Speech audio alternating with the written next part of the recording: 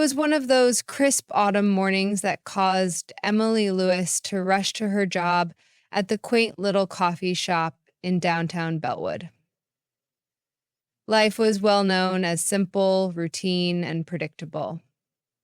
She lived in a small apartment above the bakery, spent weekends volunteering at the animal shelter, and certainly never missed Sunday dinners with her parents. But Emily didn't mind the ordinariness of it all. She liked finding comfort in this predictable rhythm of life. What she did not know was that one small act of kindness was soon going to change all that and catapult her into the chaos of change. Emily walked to work. She noticed this man sitting on the sidewalk. His clothes looked like they were crumpled, his hair disheveled, and totally lost. At the same time, there was something about this man that stood out to her, a kind of sadness that didn't let her pass by. And so she approached him immediately. "Excuse me, sir, are you all right?" she asked softly as she crouched down to meet his eyes. The man raised his head, his piercing blue eyes locking onto hers. For an instant, there was doubt, followed by a murmur. I lost my wallet, I guess. I'm not from around here and I'm lost." Emily felt a pang of sorrow for him. She rummaged in her purse for a $20 bill. Here, this should help you get something to eat. There's a diner just a block away. Maybe you can rest there while you figure things out." The man's eyes widened in amazement. "Thank you," he whispered, barely above a whisper. I don't know how to repay you." Finally, I had to pay him. I couldn't. Emily smiled warmly. "You don't have to. Just pay it forward someday." With that, she went her way and gave the whole incident no further thought. Unbeknownst to her, something rather extraordinary was in motion, however, by that act of kindness. A week passed, and here Emily was, working at the coffee shop to get her day started with helping many customers. Outside, a shiny black car pulled up. The shine off this car reflected nicely through all the windows of the building. It wasn't long after that when the very same man she had just assisted walked in. Except this time, he didn't look even close to the rumpled, disheveled mess of the first man. Instead, he sported a tailored suit that really made him stand out. "Emily," he said, his voice confident yet kind, "I'm sorry to barge in like this, but I've been looking for you. My name is Alexander Grayson." The name struck a chord. Emily's jaw dropped as realization dawned.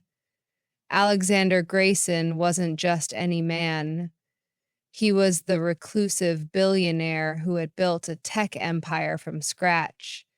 His face graced the covers of magazines, and his name was synonymous with success.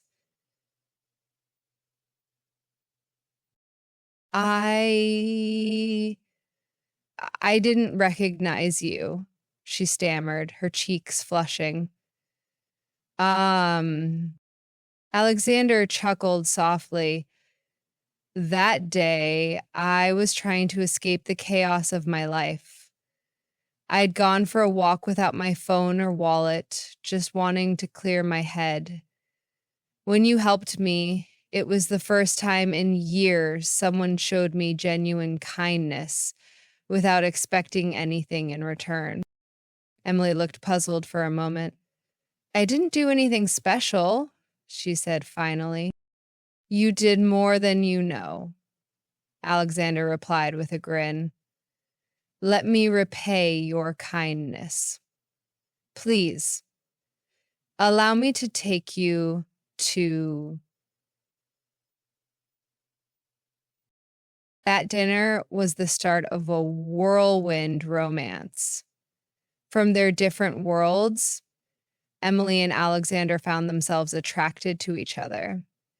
Alexander was drawn to Emily's humility and resilience, while Emily was drawn to Alexander's vulnerability behind the powerful facade. Their connection was undeniable, but the path was far from smooth. News of the relationship spread like wildfire, and Emily, who was suddenly thrust into public limelight, was being followed everywhere by the paparazzi. Gossip sprang up on social media, rife with speculation and judgment. She was called a gold digger. Someone like Alexander could not possibly be attracted to her, some said. Emily was constantly weighed under the gaze of the world. And one evening, after a rather intrusive article by tabloids, Alexander was confronted by Emily. I don't belong in your world. Alex, she sobbed. I am just a simple girl from Bellwood. I am not equipped to handle this. Alexander reached out for her hands, his eyes filled with determination. You belong with me, he said firmly. I don't care what the world thinks. You saw me for who I was when I was at my lowest. That's all that matters. Still, his promises did not stop the troubles in their journey. An ex-fiancé reemerged with a hidden agenda to get Alexander back. A corporate betrayal threatened to tear apart Alexander's empire. And a shocking family secret shook everything Alexander had believed in his life. With all this happening, Emily remained steadfast beside him, proving her strength and loyalty. It was, in the end, their unwavering trust in each other that saw them through. Emily's simple act of kindness had not only changed Alexander's life, but had also led her to a love she never thought possible. A year later, on a private beach at sunset, with their hands held together, Alexander turned to Emily and said, You might have saved me that day, but you've been saving me every day since. I love you, Emily. Emily smiled, her heart full of joy. I love you too, Alex. Forever. The waves gently crashed into the shore as they sealed their promise with a kiss, with their love proving how powerful kindness and the magic of destiny could be.